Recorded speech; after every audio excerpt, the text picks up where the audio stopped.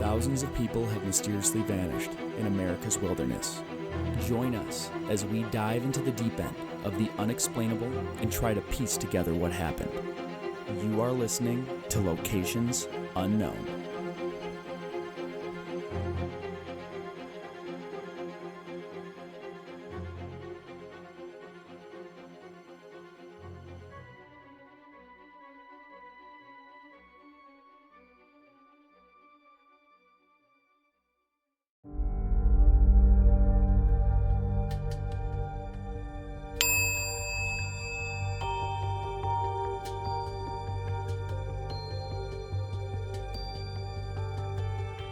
What's up, everybody, and welcome back to another episode of Locations Unknown. I'm your co-host, Joe Irado, and with me, as always, is a guy who knew who Travis Kelce was well before Taylor Swift made him famous, Mike Van de Bogart.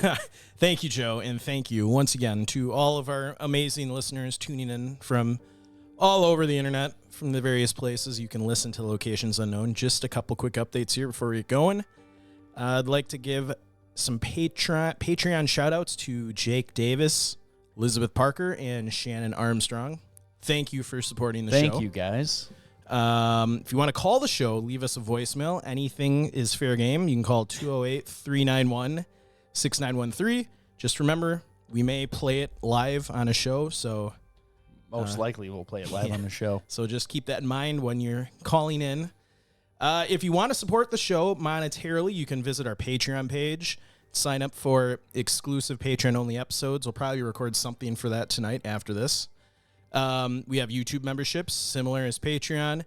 We've got premium subscriptions on Apple. We've got stores on Facebook, our website. And if you don't have the money to do that, at least share the show with all of your friends and family and on social media. That helps spread the word. Absolutely. So, I don't know, anything from you, Joe? No, sir. All right, everybody, let's gear up and get out to explore Locations Unknown.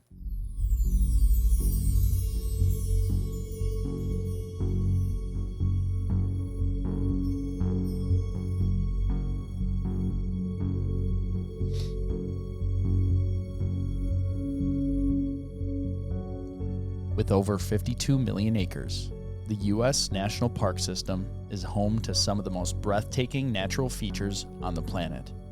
Tens of millions enjoy these parks every year. Join us this week for an installment of National Park Cold Cases as we explore Yosemite National Park.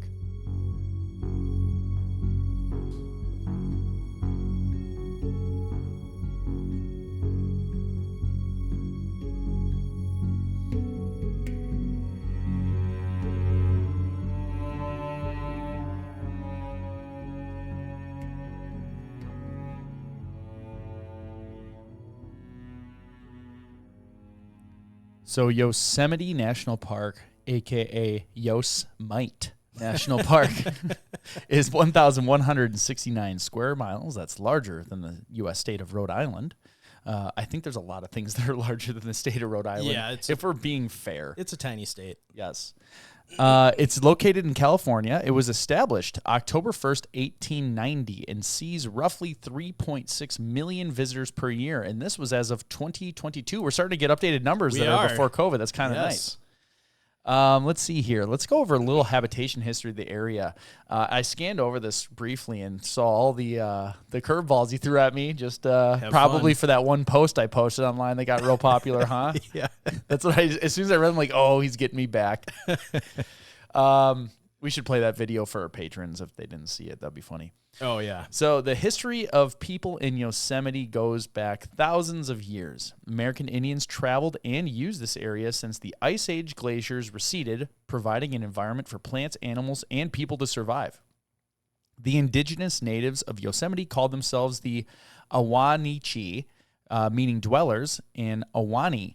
The Awanichi people were the only tribe that lived within the park boundaries, but other tribes lived in surrounding areas. Together, they formed a large indigenous population in California called the Southern Sierra Miwok. It's probably like Miwok or something, but I'll keep saying Miwok because that's what I think it is. Sounded right.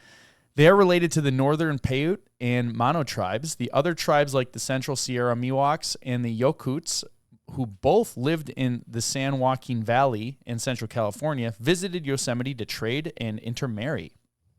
In 1848 to 1855, California Gold Rush was a major event impacting the native population.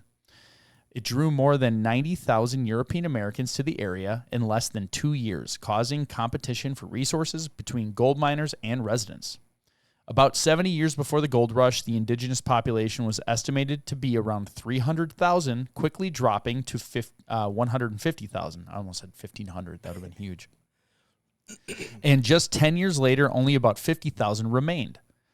The reason for such a decline, including disease, birth rate decreases, starvation, and conflicts from American Indian wars. The conflict in Yosemite, I'm going to say that a lot. I'm thinking of Yellowstone because I was just there, is known as the Mariposa War.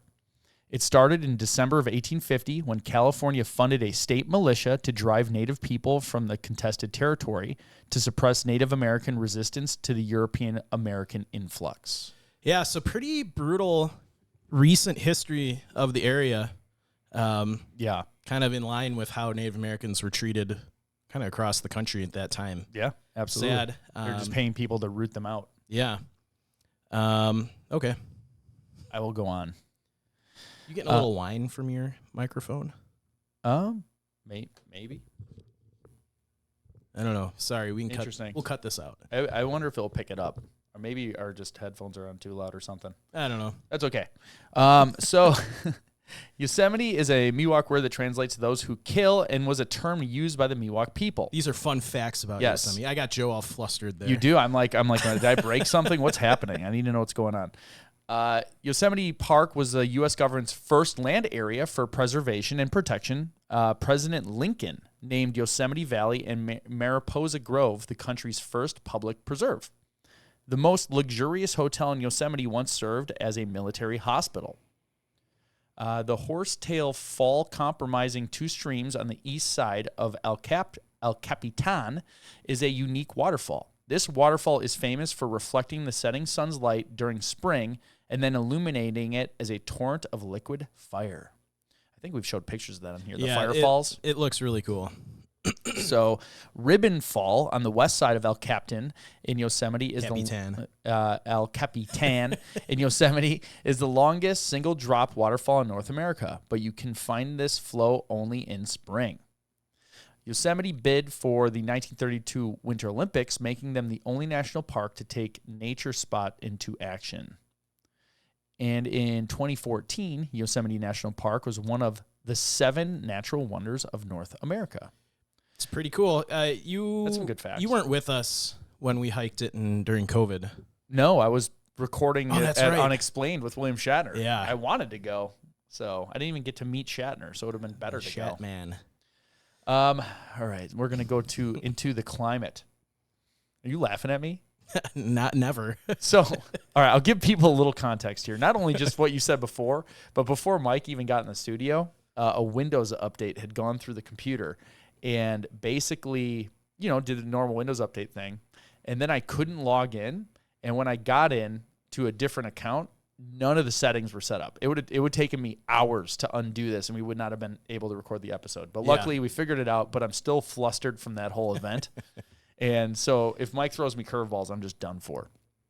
So anyway, we're going to fly on over to our friends over at the Köppen Climate Classification System. Yosemite has a Mediterranean climate, meaning most precipitation falls during the mild winter and the other seasons are nearly dry. Less than 3% of the precipitation falls during the long, hot summers. So in winter, because nearly 3/4 of the annual precipitation happens, there's a ton of snow and rain. It's typically cold and damp from November to March, which is like the worst type. If it's just snow, it's fine. Yeah. If it's wet and snowy, ugh. Yeah, just gross. Yep, just gross. The higher you go, the earlier you'll find snow and the longer it will take to melt, which means snowy peaks from September through April and even through May or June. It's not uncommon for the higher elevations to receive dozens of feet of snow throughout the winter. Now in spring, Yosemite's landscape changes dramatically as the snow begins to melt from the lower elevations to the higher elevations. In fact, sometimes trails at higher elevations aren't even accessible until July. With all the snow melt, Yosemite's famous waterfalls begin to show their power, with peak flow usually happening in May. Daytime temperatures can reach into the 70s Fahrenheit and dip down below freezing after the sun sets. Summer, at lower levels in the park, summers are warm, dry, and sunny, with little rainfall that does happen coming in the form of powerful but brief afternoon thunderstorms that can produce lightning and hail. During the peak of summer, days at lower elevations can reach 100 degrees Fahrenheit before dipping down into the 50s or even 40s at night. Nights in Yosemite National Park are cherished for their clear skies and incomparable stargazing. Not when we were there. It was just choking out with Yeah, you were just in fire. forest fire smoke. Well, maybe that was karma for you throwing me curveballs tonight. At higher elevations, places such as White Wolf Lodge, Tulmine Meadows, and High Sierra camps commonly experience freezing overnight temperatures, except perhaps in July, and it's not necessarily hot during the days at these places either. Now we're going into fall. The warm days and cool or even cold nights take over as the Sierras transition to fall. September and October tend to be filled with bright, cloudless days, which make for incredible views. By fall, most of the waterfalls at Yosemite have slowed to a trickle or dried up entirely. By late fall, the snow can start falling in the park's higher elevations, a sign that winter isn't far behind. So a little bit about the terrain. It's kind of got a little bit of everything. Yeah. The landscape of Yosemite National Park is a product of its unique geology resulting from glacial erosion of the underlying granite. That's what gives it that distinct El Capitan look. Yeah. Yosemite National Park is located within the heart of the Sierra Nevadas, the largest fault block mountain range in the United States. Trending northwest-southeast for more than 300 miles, the Sierra Nevadas traverse half the length of California, with the Central Valley to the west and the Basin and Range Province to the east. It is an asymmetric mountain range with long, gentle western slope and short, steep eastern escarpment. It is 50 to 80 miles wide and extends in elevations from near sea level along the western edge to more than 13,000 feet along the crest in Yosemite area, and more than 14,000 feet along the crest in Sequoia and Kings Canyon National Parks. The highest peak in the Sierra Nevadas and in the continental United States is 14,505-foot tall Mount Whitney in Sequoia National Park. Mount Lyell, the highest peak in Yosemite Park, rises to 13,114 feet above sea level. So here are some of the dangers that you can run into in this park. Black bear, bighorn sheep, mountain lions, and mule deer. And we just saw some terrible news about bears. Oh, yeah. Which I'm Up still in waiting Canada. to have. Yeah, I'm still right in Banff, right where I was. I was right in that area. Yeah. We only had bear spray because you can't bring guns into Canada. So I didn't have my backup. Well, and bear spray, when used correctly, the rangers have always told us is preferred over a firearm just because you create a cloud. Yes, if it's not windy or raining. Yeah. Yeah, if it's windy and you fire it and it, comes back at you, you're basically just seasoning yourself. Yeah, and you can't see what's coming. Yeah. That would not be good. So weather. Sudden changes in weather catch many unaware. Drenching thunderstorms can form in the matter of hours, and snow can fall at any time of the year. So you must be prepared for all weather conditions when you're out there, especially in the backcountry. Thunderstorms are frequent and spectacular occurrence in Yosemite's wilderness. That would actually be really cool to camp under. Like a really just not aggressive to thunderstorm. be up in the mountains. Kind of be down. Yeah, I don't know. If it's far away and you're in the mountains, you get a nice view. Yeah. That could be cool.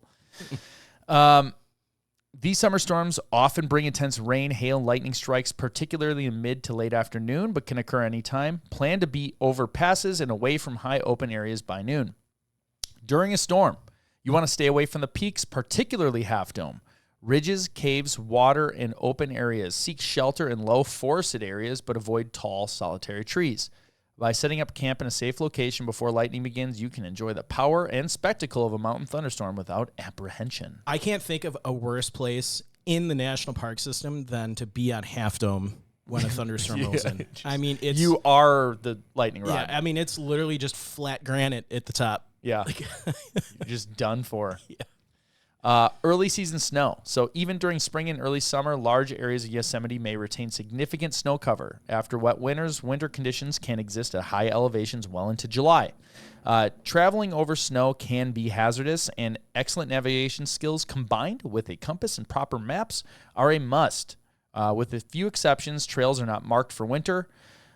When hiking over snow, prevent sunburn by wearing sunglasses and a long-sleeve shirt, a hat, and sunscreen. You don't. We hiked over some snowy areas in the Tetons, and I did not have the proper footwear, and it was dangerous. Yeah. I mean, did you need like gaiters or not gaiters? Cramps. I just needed some spikes. Okay, nothing, like nothing crazy. No, like something like a golfer would wear. Not full on crampons. Just like yeah. What do they call, like yak tracks or something like that? Something like that. But it was sloped, so like I actually crossed it like basically leaning to one side with my hand on the rocks because. It was like, you're just slipping the whole time? It was like sloped like this, yeah, and I was just slipping, and I had my pack on. Maybe if you were more prepared. Well, I didn't expect snow. Yeah, well, maybe if you're more prepared. Yeah. Be aware of running water under the snow or covered logs and rocks that may have formed unstable snow bridges. Falls can result in sprained ankles, broken legs, and even hypothermia in cold water. In addition, avoid travel on steep slopes. Falls may cause you to slide into rocks and talus fields, again resulting in injury or death. High water can be an issue. During spring and early summer, runoff from melting snow causes high water levels and swift currents in the rivers and streams. What do we always say when you're crossing? Remember, unbridged stream crossing can be super hazardous. Unhook yourself from big things that can get you caught, like backpacks. Yes. Don't go in anything that's, what do we say, ankle deep? Deeper than ankle? The craziest video out of one of the parks out west, this guy in a kayak, he went over like a whitewater area, and he came down, and his kayak it got twisted sideways and just started like spinning him like out of the water and back in, and then out of the water and back in, and eventually just, like, drowning him. Yeah, and eventually he just like went under for like a good 20 seconds, and I'm sitting there thinking like, oh, the guy, but then he popped up at the shore and like grabbed a rock. I'm like, jeez, that guy must be like, I would need new underwear. Yeah. New swim trunks, new kayak, or whatever he's in. Yeah, we don't want that. No. But just always use caution, especially to prevent the conditions that can lead to hypothermia. So during or immediately following heavy rains, events, water can rise rapidly, so use extra caution in these times. There are tick-borne diseases. There are 2 known diseases carried by ticks in this area, Lyme's disease and relapsing fever. Not all ticks carry these diseases, though.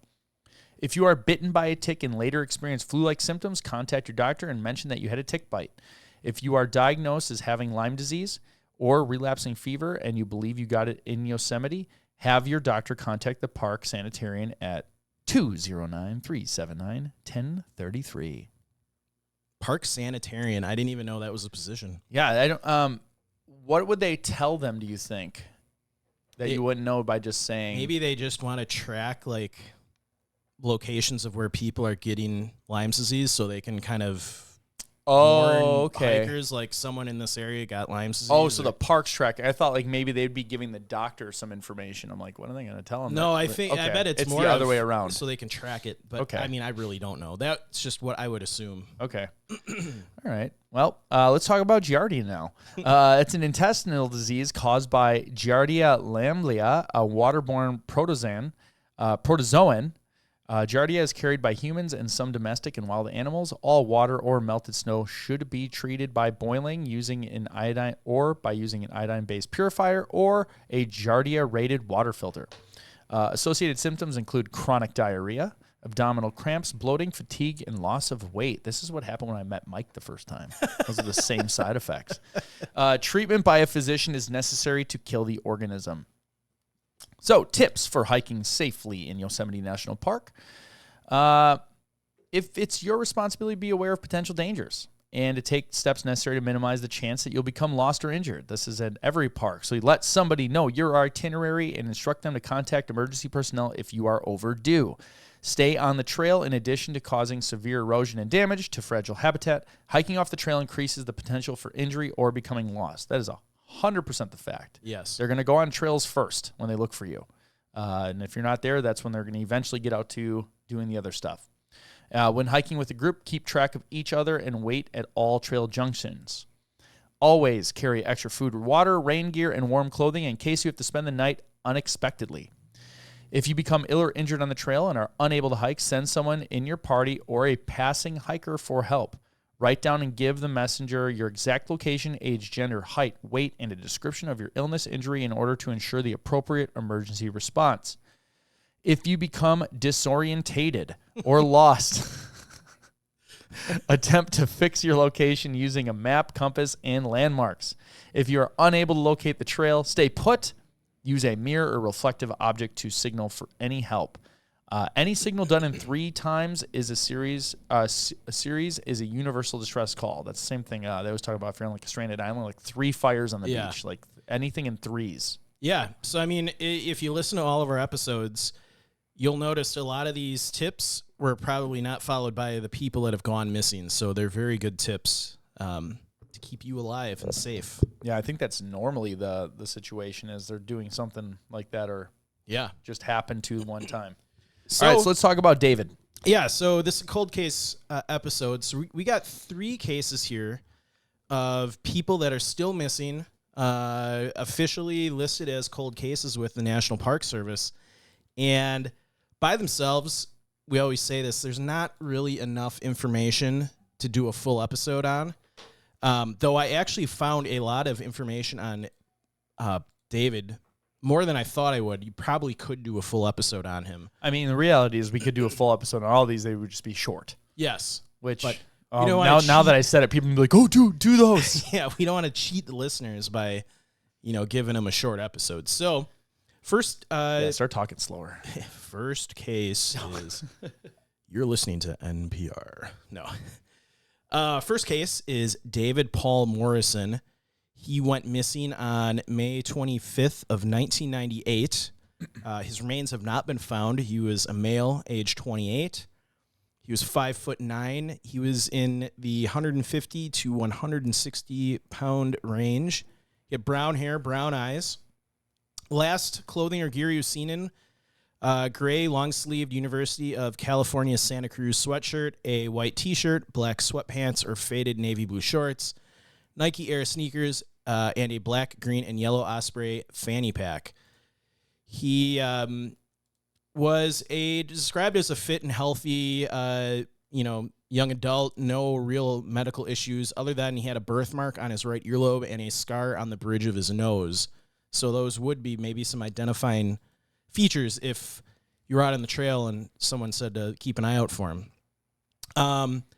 He was also described as a very experienced hiker, but did not appear to be equipped for overnight camping, according to hikers that had last seen him.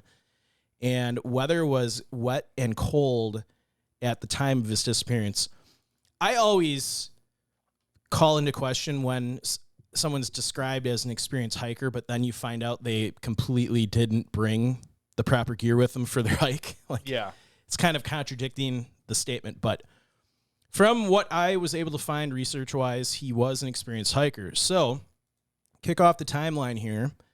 He had been staying with his girlfriend, according to officials, and he had heard about the Half Dome climb from friends and wanted to try it out during the holiday weekend.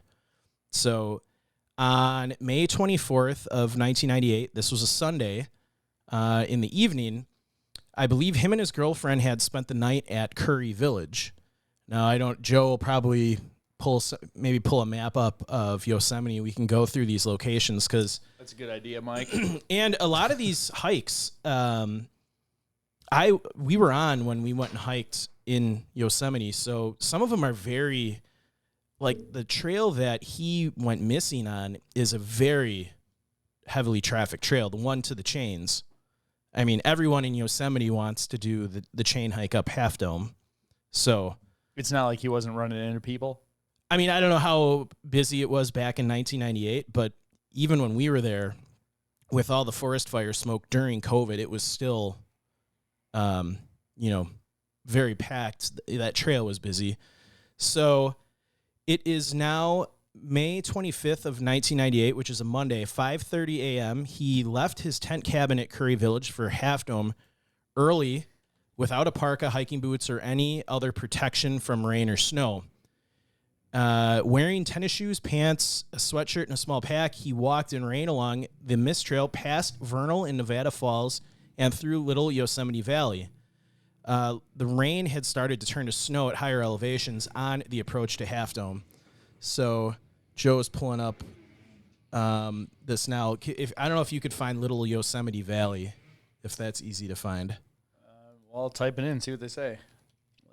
Oh, jeez. Little Caesars. All right there, little. Whoa. There we go.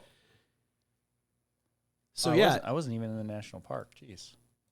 So this is generally where, so he went past Vernal Falls, Nevada Falls, and he was last seen in Little Yosemite Valley, which is on the way to the Half Dome chain hike. Okay. So here's Half Dome. Where's the chain hike start on this side? I'm guessing he went Vernal, Nevada. I believe so. I think it's right up, right up there. I think that's where it. I wonder if you can see it on here. You might be able to.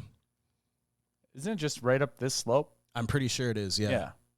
Okay.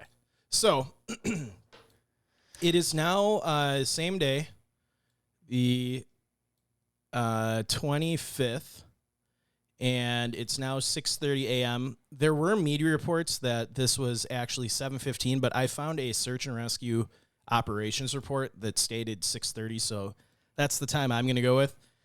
This would be the last time he was seen by anyone. So he was last seen by other hikers in the Little Yosemite Valley while he was en route to Half Dome. According to the operations report from the SAR team, a storm had dropped rain and snow that Monday, and visibility was low. So same day now, it's the afternoon.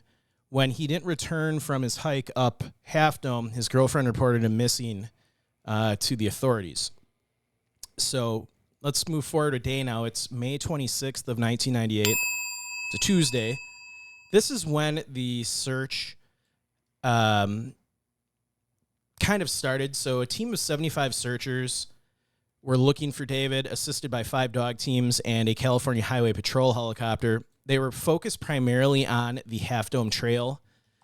Unfortunately, though, the Park Service search was hampered by poor weather and because the staff were already busy rescuing 2 climbers who were stuck near the top of El Capitan. So they already had their hands full with other search and rescue operations that day. Yeah, so many people go to this park. I can't imagine that they're not doing work all the time. Yeah. So it's now May 27th of 1998, Wednesday. This is when the search really kicked into gear. So the search had now expanded to include trails other than the Half Dome Trail and the drainages leading away from the Half Dome area. Rescue team managers said there's an increasing probability that David is unable to move about or respond to searchers' calls.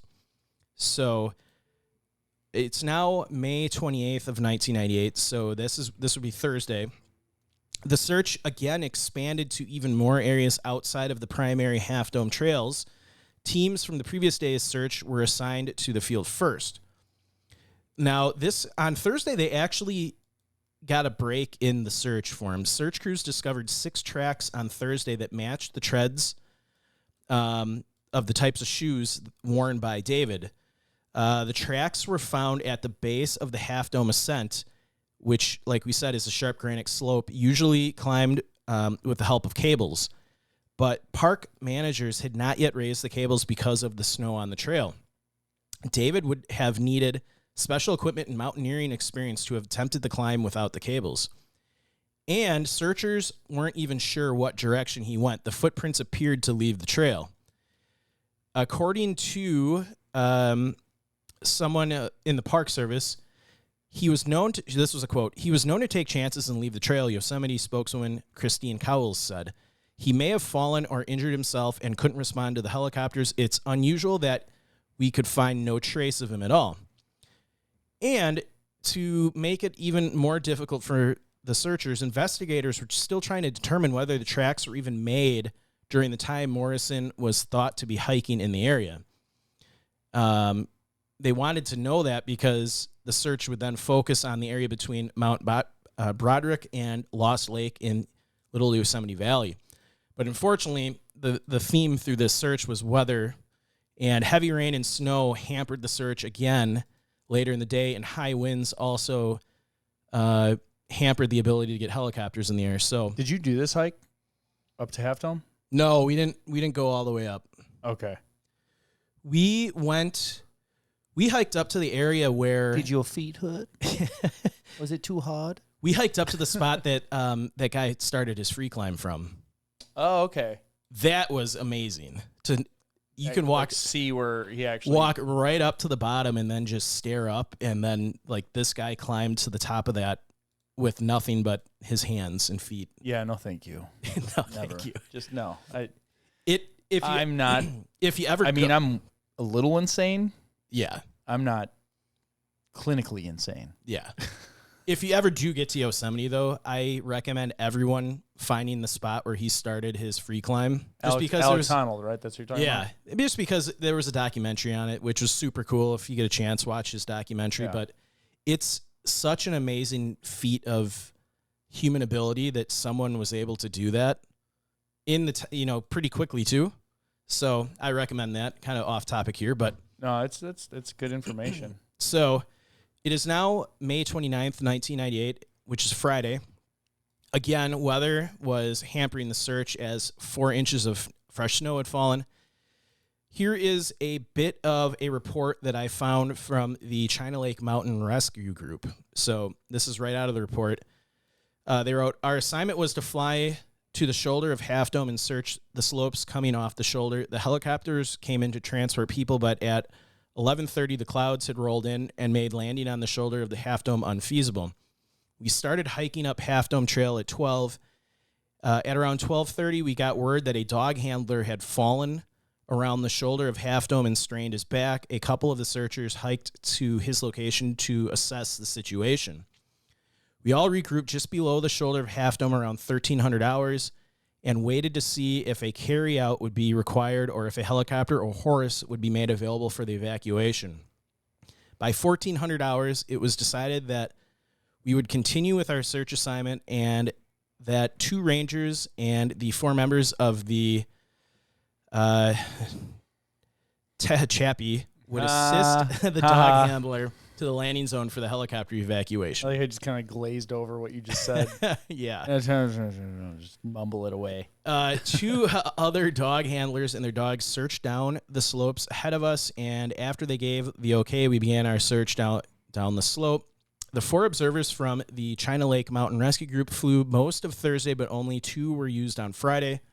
The air search covered as far as Clouds Rest on the east and Mount Star King on the south, and Tenya Canyon on the north, and the Illilouette Valley on the west.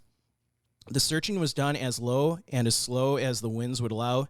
Each of the 4 flew 2 one-hour flights on Thursday. The search on Friday was to examine specific areas where clues had been reported. Consequently, only 2 flights were undertaken, so 2 of the observers from the group stood by the whole day. For Saturday, Yosemite wanted technical people to search a few drainages in the Half Dome area. Yosemite asked if our team could stay on Saturday to assist on these assignments, so we said yes. We ate dinner, showered, and we got our tent assignment for the night. I wanted to read that just because it's kind of interesting hearing like the verbatim report from searchers on, what's going on. So, are you ready to hear how to say that word according to Google? Sure. Tehachapi. Tehachapi. There you go. Yep. Well, that was way off. You just lost. Samsonite. You just lost. That was. I knew it started with an S. Yeah. We lost at least 4 people. Yeah. That. It's all your fault. Probably gained 4, though, that don't care. Yeah. So, okay. It's May 30th, 1998, Saturday. Officials said Saturday that 12 searchers with technical climbing and rappelling experience, 2 dog teams, and instant investigators joined the hunt for David. Continued periodic aerial surveys and foot patrols were also planned. So sadly, by May 31st of 1998, which Sunday, they started scaling the search down. So the search for David, who, like we said, was last seen Monday, was scaled down according to the Park Service. Park officials say they are changing their strategy to a more technical and focused search for David Morrison, they said. In all, more than 100 searchers, aided by 4 rescue dogs and 4 helicopters, were unable to locate David. National Park Service spokesman Kendall Thompson said Morrison's identity was determined from the belongings he left at Curry Village, where he had spent the evening. So, just got a couple quotes here from family before we get into quick theories on this one. His mother, Susan Quinn, said, he had a little fanny pack in it, was his credit card. We always thought someday one of those things would be found. I guess in my heart, I thought someday that is going to show up. Somebody is going to find it, but then they would have to know to turn it in, and that is the difference. So one final bit, law enforcement determined that foul play was not an issue in this disappearance. Nothing that they found indicated that there was any foul play. So I don't know, quickly, we won't dwell on theories just to keep this moving. But Joe, what's your initial reaction? I don't know. He just went. I would have to say my one guess might be he purposefully fled. He is a heavily populated area, went on known trails. Yeah. I mean, unless he wandered off and they just simply couldn't find him. I think he was unprepared for the weather.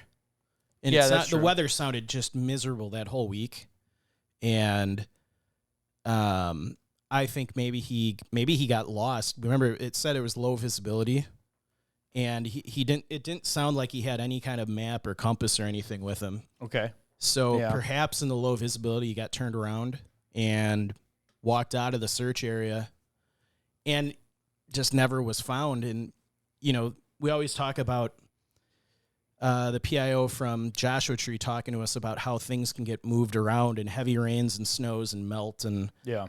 There's bears in the park, mountain lions. There's a chance that maybe he succumbed to the elements, and then that winter, that spring, his remains were moved, and then, bears and mountain lions are going to... Sure. So I think it was just he was unprepared. The weather was terrible. He probably got lost in the low visibility and succumbed to the just the elements. The elements. I'm going to go with you on that one. I mean, that's the only thing that makes sense. That'd be my best guess. It's still in such a populated park. They haven't found anything from him in, Yeah, it sounded like he's not going to be bushwhacking too far. No. So, unfortunately, this case is still open to this day. So maybe someday they'll get closure. So, second case of our cold case episode is Walther Reinhard. He went missing on September 19th of 2002.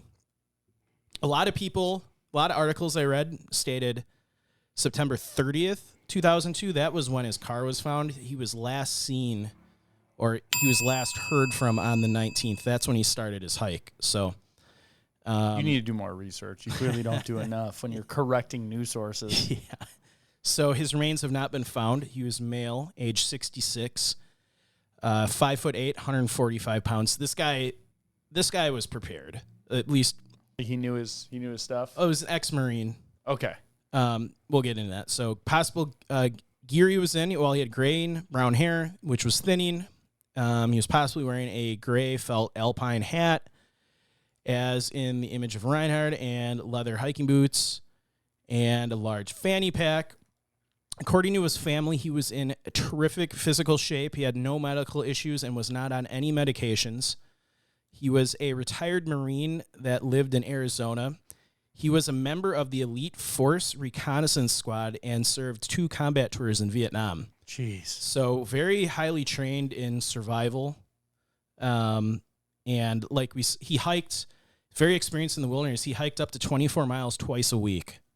So he just always a Marine. Yeah. So it's safe to say, He was in terrific physical shape. He had a lot of survival training from his time in the Marines, in the Forest Reconnaissance Squad.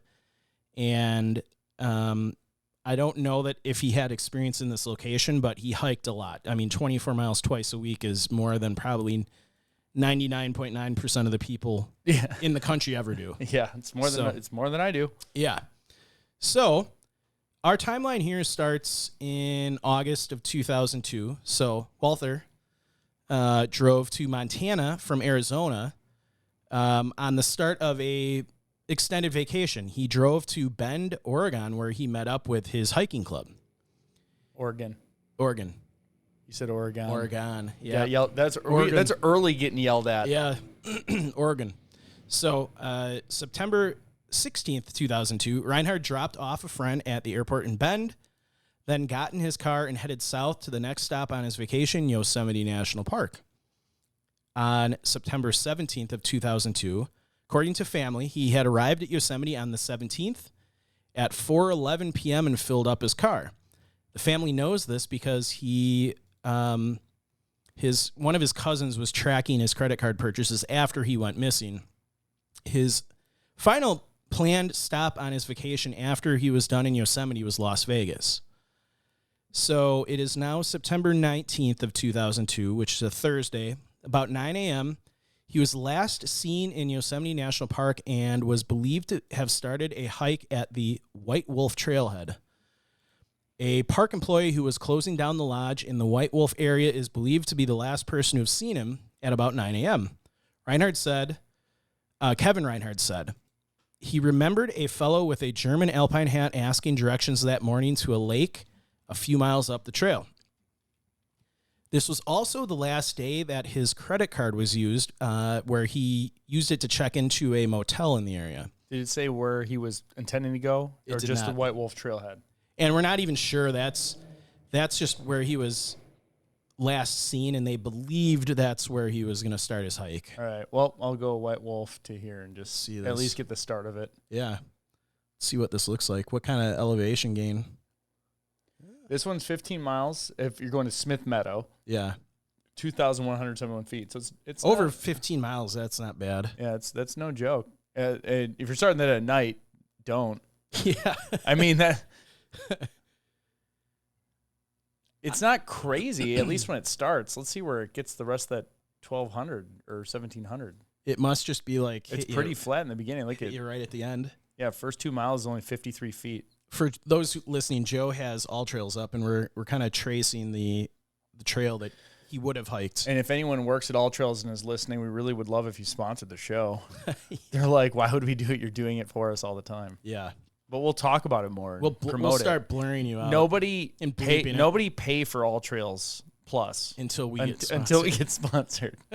You can use it for free. No, don't even use it for free. Have like one person in your group download it. And then when they sponsor us, then all of you download it all at once. So, what the? So did it lie about the? It's okay. This is weird. It's an out and back. Did I read the elevation wrong? No, how? See, this is don't use All Trails. Yeah. I'm just gonna make people. That's weird. It only did 300 feet there. And if it's an out and back, it should be 300 feet back the other way, and that does. I don't know about math, but I'm guessing 300 and 300 don't make 2,170. No, I don't know. Okay. So it's now September 30th, 2002, which is a Monday. Park rangers discovered Reinhardt's vehicle abandoned at the trailhead. Helicopters, bloodhounds, boats, and a big crew of park employees began to search for Reinhardt, but no indications of his whereabouts were found. Authorities at the time did not suspect foul play, but obviously believed that something went wrong on his hike. Park officials have said they had no reason to suspect foul play, said Deb Schweizer, a park ranger. Instead, they figure Reinhardt, a veteran hiker, decided to venture alone into the woods and something went wrong. So it's now October 1st of 2002, which is a Tuesday. Rescue crews expanded their search in Yosemite National Park. They now had 5 dog teams, 2 helicopters, and dozens of people on the ground searching in the rugged area east of Yosemite Lodge. Sadly, though, several days later, the search was called off.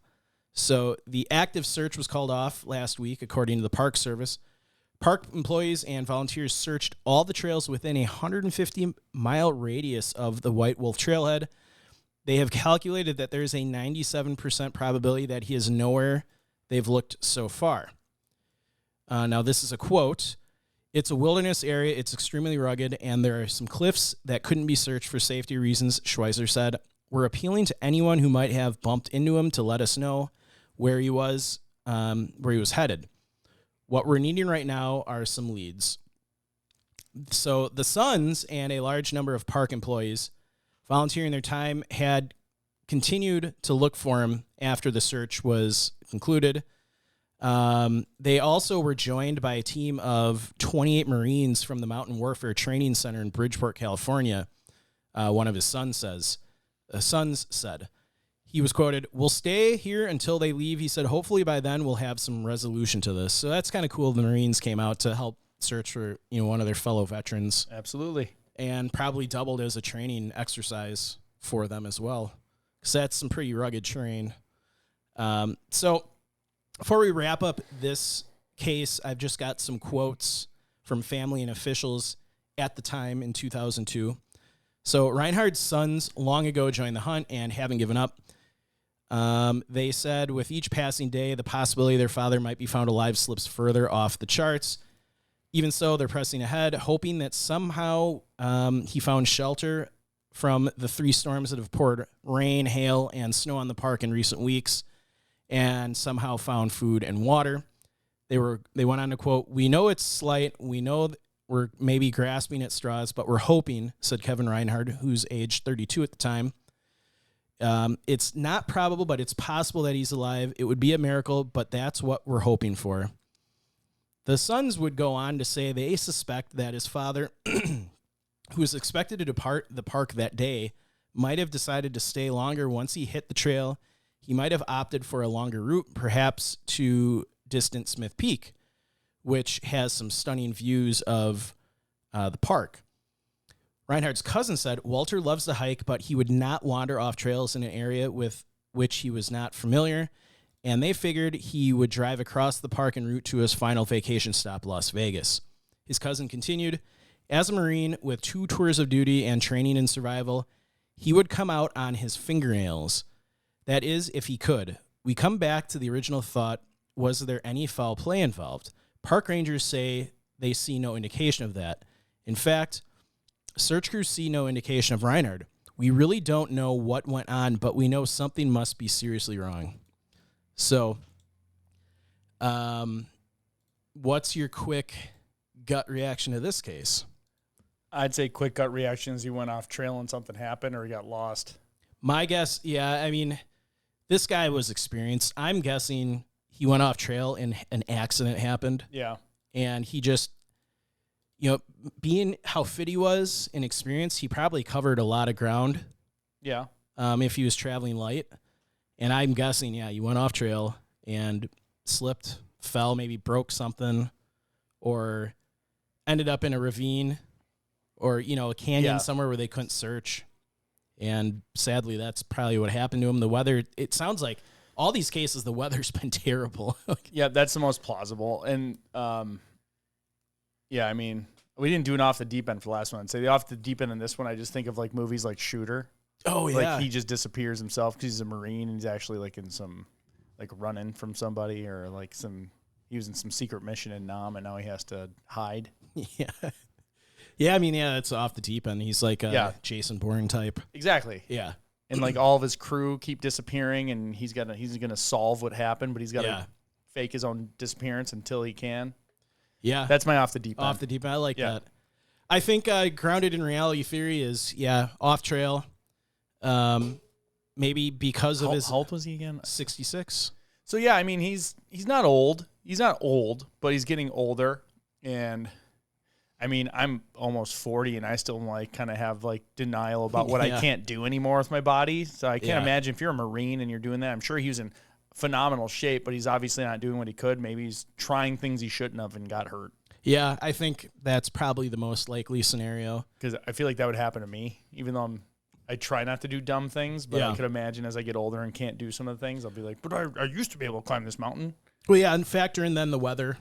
Yes. Sounds like the weather was terrible, and I can easily see something happening where he went off trail, slipped, and got injured. The one thing that I can't square with is being that he's so experienced in survival and everything, and the statements from the family, it sounds like him going off trail wouldn't be something That's he would have where I'm done. with you on accident, because even if the weather's bad, he wouldn't know how to deal with it. Yeah. He'd probably turn around if, like, Well, I'm even saying if he had to make like a lean-to, he'd get a shelter Yeah. going. He like knows how to figure that out. yeah. I mean, just like if we were stuck in a situation, we'd figure it out. Yeah. So, I mean, that's the one thing that doesn't jive with me, but I think the only theory is that, yeah, some kind of serious injury happened off trail. So, sadly, again, this I'm with you on that second cold case, it's still open according to the Park Service, and maybe the family will get closure, someday. So, third case, George Pensa. He went missing on June 17th of 2011. His remains have not been found. Now, I found some weird stuff online when I was searching for information on this case. I found several unverified claims that his body had been recovered, but for some reason the Park Service was not publicizing it. These were on different forums, and some of the people were other members on the forum were giving weight to this claim that these people were former search and rescue, blah, blah, blah. So it was just free-form people on the internet saying stuff. Yeah. Okay, I'm not No. saying don't tell it, but I just want to ground my Yeah. how I ingest this information. The you're giving National me. Park Service still has him listed as a cold case on their website as of yesterday. So according to them, he still is missing, and I Okay. can't think of a reason why they would recover his body and not publicly state that.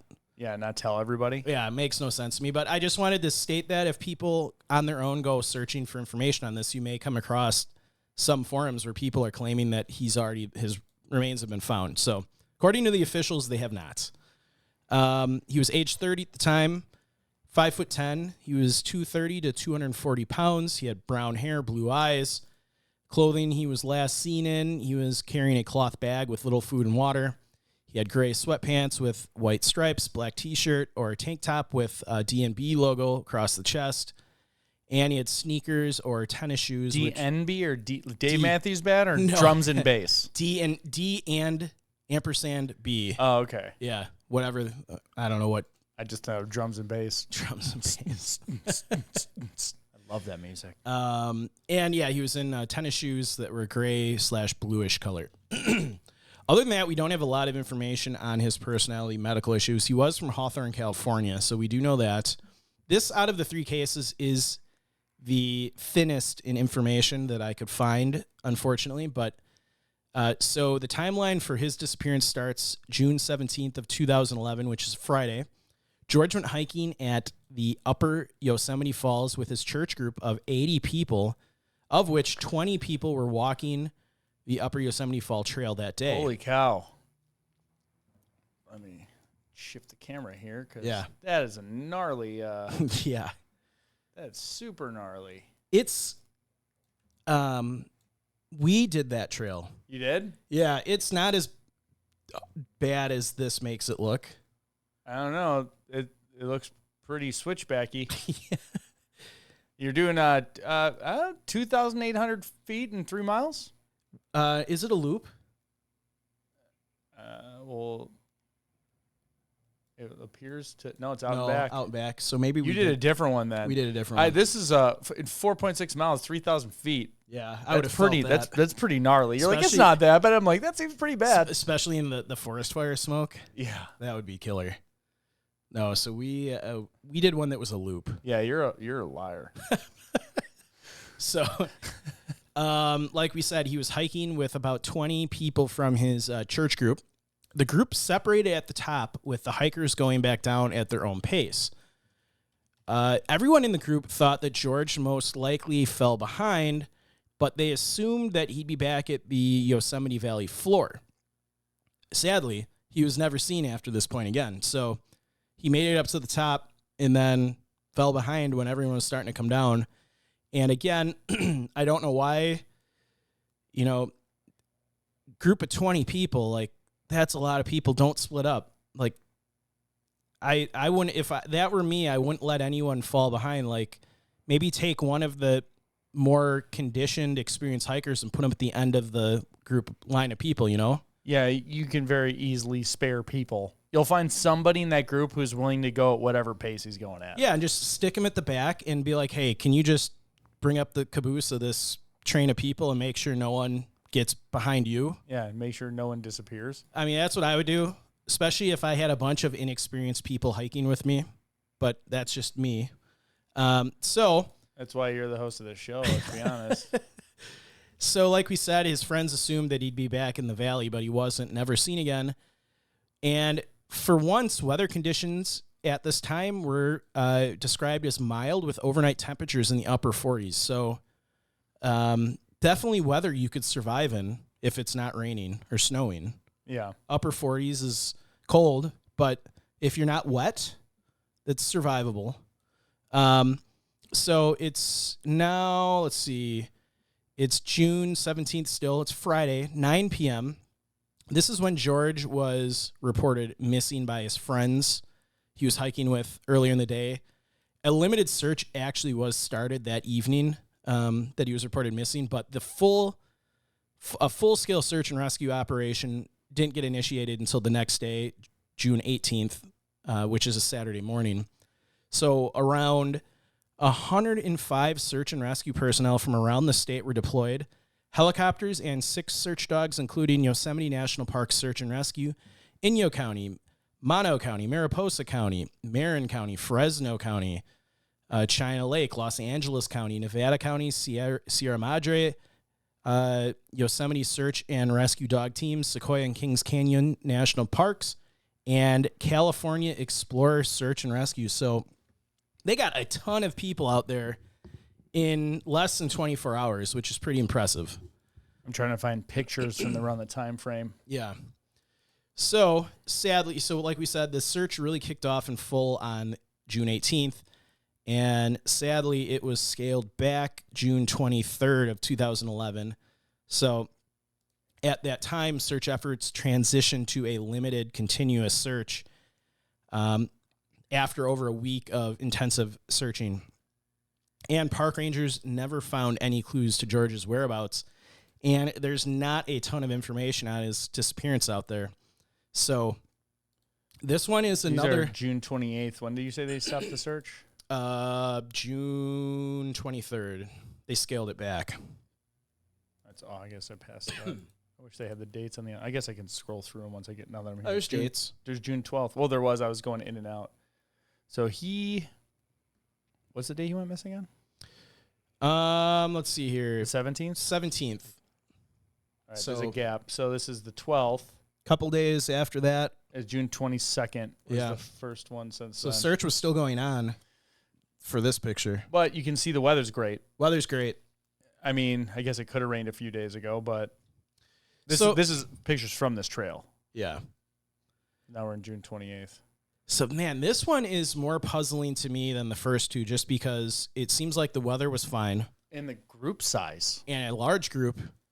And it's an out and back trail. It's not a loop. And if you go back to the map, if you go off trail on this, there's not a, You can't go far. No, because you've got, look at the terrain on both sides of this. Joe is pulling up the map for those listening. Yeah, I mean, you're not going off trail here. I got to get the 3D one going. Here we go. There we go. Yes. So, yeah, you've got gnarly. There's nowhere to go. You've got canyon walls to your left, and you've got steep drop to your right if you're going up. So, yeah. What the heck happened? Holy cow. I'm going to go back to just watching it. Yeah. So, this one's puzzling because you'd think searchers, if he had fallen. Whoa. Okay. The only thing I can think of is where would you go off trail here? You fall. You fall. I mean, maybe he went to go sit somewhere, misstepped, went to go look at something and just a slip. And if no one was there to see where he went, but you think the only opportunity to go off trail would maybe be up there. Upper Yosemite Falls. So up at the top, maybe. But this trail has no real opportunities to go off trail. If you did, you fall. So yeah, I guess you could keep going this. Well, there's more trails this goes this way. You can go up Eagle Peak Creek. Yeah, so I guess there is a chance that he, maybe he got turned around on the way down and went right instead of left, and tried going down this side. No, if you go, so see where it bends back up kind of near that blue dot. So instead of curving around the corner and going back down, he goes right. Well, look here's a trail. There's a trail. Yeah. So okay, yeah, you always have to reverse your entire route. So maybe back. he. Could have went here and went deeper. Yeah, or went in the valley north. See, but even then, in this situation, you have to go down. Yeah. You can see it, and I got to go down. Even if you don't know where you are, you're it's that way. I mean, we say that as people that have hiked a lot. Well, we are experts. Yeah. But that might not be something that everyone might put together. If they're, I mean, if he just maybe if when he just saw 20 to 80 other people go the right way. I mean, he just got done going up a pretty gnarly trail. Okay. He's probably exhausted. Maybe he's a little dehydrated. Yeah. Maybe he's not clearly That is thinking. 1,000 feet a mile, basically, almost. That's tough. Yeah. when you're it's not that hard. I'm I don't know. You're a liar. Yeah. So he's probably, if he made it to the top, and from my research, it said the group separated at the top, so we can assume he made it to the top. He's probably exhausted. He's probably dehydrated. Pull up Yosemite Falls. Maybe he was dehydrated enough that caused him to get turned around, and he walked down one of those other trails. But again, those trails those trail splits are probably marked on that trail. Joe's pulling up Yosemite. I want to try and Falls. pull from the top. Yosemite Falls top. Ah. Let's see if we can get a top. Okay.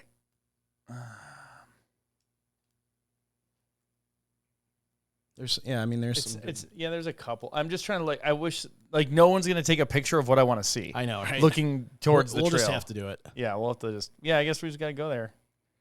I mean, here's some of it. I mean, look at this. You can fall off this. But you think searchers probably searched every inch of the valley floor under that Unless trail. he got caught, he fell and was stuck. He somewhere. fell in the waterfall. I don't know. Even then, I don't know. That is the weirdest one. Yeah. That is just, I'm gone now.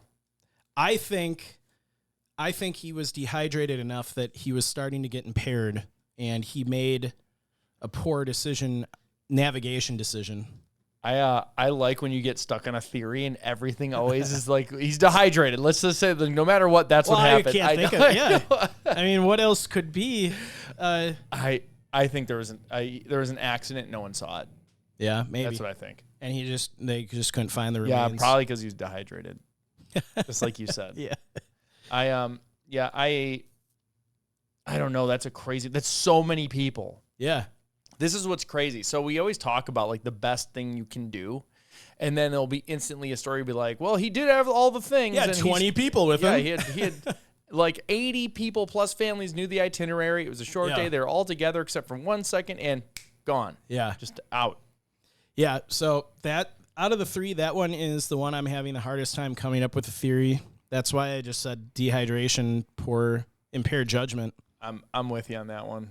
That's such a gnarly. Yeah. Yeah, and there's so many people in there. Yeah, Yosemite Village is right in the valley below it. I mean, there's thousands of people there. Yeah. So we keep saying, he's with 80 people. He's with 1,000 people probably. Yeah. Just 80 of them he knows. Yeah, and I mean June is beginning to be, the tourist time for Yosemite. Did he have like an enemy in his church group that like took the opportunity? I'm like, I don't know. I'm kind of like, it's a little jokingly, but like kind of a little serious too. Like, Yeah. this is like too gnarly to not be foul play. Yeah. That's going to be my off the deep end. There's like some rift in the church group and he was behind and someone offered to stay with him or With just that- knew and like hung back. And That many people in the group, maybe he wasn't even on the hike and they thought he was. I'm assuming that they would have questioned Yeah. the church group people who somebody would be like, yeah, I know that guy. Yeah. Or that's the off the deep end. None of them liked him. The whole church group's in on it.